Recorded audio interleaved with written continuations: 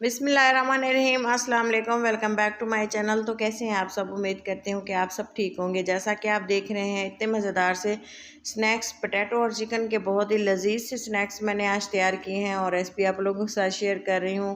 उम्मीद है कि आपको ज़रूर पसंद आएगी। एक पैन ली है और इसमें मैंने तो 1 टेबल स्पून अदरक लहसुन का पेस्ट डाल दिया और ये है ज़ीरा और अजवाइन, ये भी इतनी ही डालनी है। और इसके बाद जो है मैंने इसमें सब्जियां डाली थी। बारी बारी आपको लोगों के साथ एक एक चीज़ शेयर करूंगी। कंप्लीट वीडियो को वॉच करें और उम्मीद है कि आप वीडियो को पूरा देखेंगे और मज़ेदार सी स्नैक्स किस तरह से तैयार हुए हैं आपको कंप्लीट बताने वाली हूँ। चलें जी, इस तरह से सब्जियां डाल दी हैं, शिमला मिर्च, गाजरें और बंद गोभी।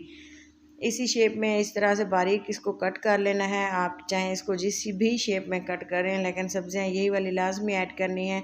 इससे जो है फ्लेवर बहुत ही ज़बरदस्त आ जाता है। ये है 2 टेबल स्पून मैदा। मैदे से जो है इसकी जो हम हल्की हल्की भुनाई करेंगे ना, इससे जो फ्लेवर आता है ना, बहुत ही ज़्यादा टेस्टी। आप एक बार इसको ज़रूर ट्राई करके देखिएगा कि इसकी जो हमने भुनाई की है, इसको इतना भूनना है कि जो हमने मैदा इसमें ऐड किया है वो थोड़ा सा गोल्डन ब्राउन सा हो जाए। ज़्यादा इसको जलाना नहीं है, वरना जो है इसका फ्लेवर चेंज हो जाएगा। 1 प्याली हमने इसमें दूध की डाल दी है। इससे आपको चीज़ी सा टेक्सचर आएगा और चीज़ी सा फ्लेवर आएगा, जिस तरह से हम चीज़ इस्तेमाल करते हैं ना अक्सर चीज़ों में, तो वैसे। तो चलें जी, अब हमें बारी आती है इसमें 1 प्याली पानी की, ताकि जो हमने इसमें मैदा डाला है वो अच्छे से पक भी जाए और कच्चा ना रहे, गुठलियाँ इसकी ना बने। तो चलें जी, अब हम इसमें मज़ीद चीज़ें ऐड करते हैं। ये है चिकन, श्रेडेड चिकन है। मैंने चिकन को बॉयल करके इस तरह से रेशा रेशा कर लिया था और इसमें मैंने ऐड की है तकरीबन 1 प्याली। और इसमें ये देखिए मैंने डाला है नमक और लाल मिर्चें, और इसमें काली मिर्चों का इस्तेमाल कर रहे हैं 1 चम्मच। आप इस जो चीज़ों की क्वांटिटी है और उसके अलावा जो इसमें हमने चीज़ें डाली हैं उसके मुताबिक आप इसको डाल सकते हैं, मसाले अपने टेस्ट के अकॉर्डिंग। और ये देखें जी, इसमें मैंने आलू डाले हैं।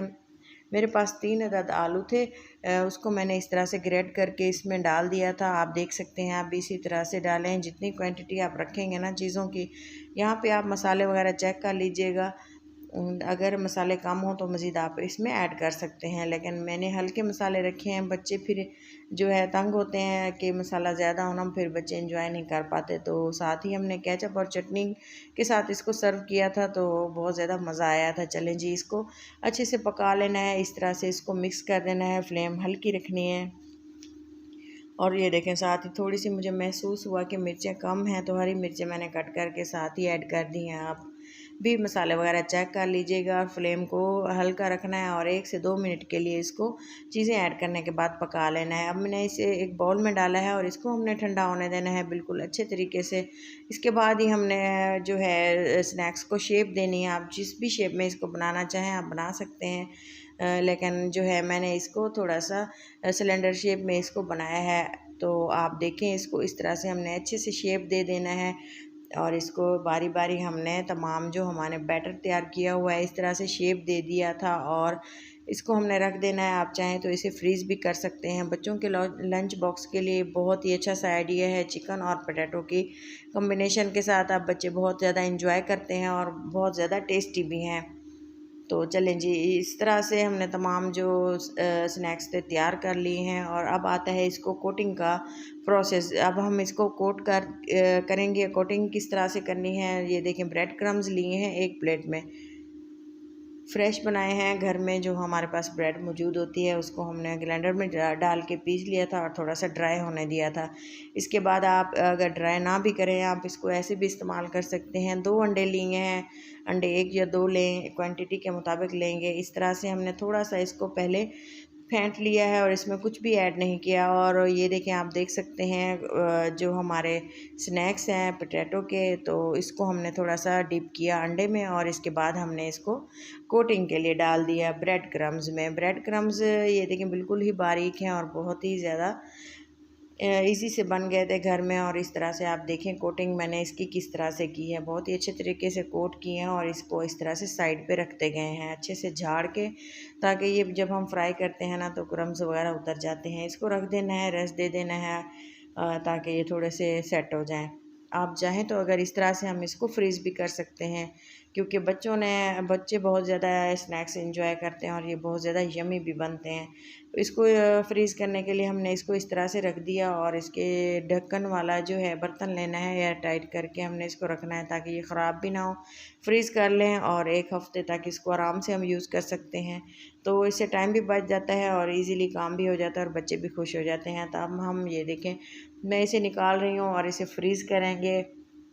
ऑयल को अच्छे से गर्म कर लिए है और इस तरह से बारी बारी हमने इसको डाल देना है। बिल्कुल भी इसको ओवरक्राउड नहीं करना, ज़्यादा पीसेस में नहीं डालना है। इससे जो है फ्राइंग का प्रोसेस रुक जाता है और अच्छे से फ्राई नहीं हो जाते, फिर टूटना स्टार्ट हो जाते हैं। लेकिन इंशाल्लाह ये टूटेंगे नहीं, ये इतने मज़ेदार और ईजी से है, आसानी से बन जाते हैं। उम्मीद है आपको ज़रूर पसंद आ रहे होंगे और मुझे उम्मीद है कि आप वीडियो को लाइक भी करेंगे और चैनल को सब्सक्राइब भी करेंगे। तो इसी तरह के मज़े मज़े की रेसिपीज़ देखने के लिए मेरे चैनल देसी फूड इंस्पिरेशंस पे आएँ और देखें कि हमने किस तरह से मेहनत की है और मेहनत करते हैं आप लोगों के लिए, ताकि आप हमें फ़ीडबैक भी दें। पसंद आने की सूरत में ही लाइक करें और चैनल को सब्सक्राइब कर दें। इस तरह से हमने इसको प्लेट में डाला और बाकी के स्नैक्स फ्राई करने के बाद हमने डिश आउट कर दिया। आप भी इसी तरह से ज़रूर इसको बनाएं और बच्चों को दें, इसलिए एक बहुत ज़्यादा काम आसान हो जाता है। बच्चे बहुत ज़्यादा इंजॉय करते हैं, ख़ास तौर पे ये देखें इस तरह से हम तोड़ के दिखाते हैं। ये ऊपर से इतने क्रंची और टेस्टी हैं, अंदर से नरम और जूसी। केचप और मेयोनीज़ के साथ और इसको रायते और चटनी के साथ इसे खाएं और बहुत ज़्यादा इंजॉय करेंगे। उम्मीद है ज़रूर पसंद आएंगे। अल्लाह हाफिज़।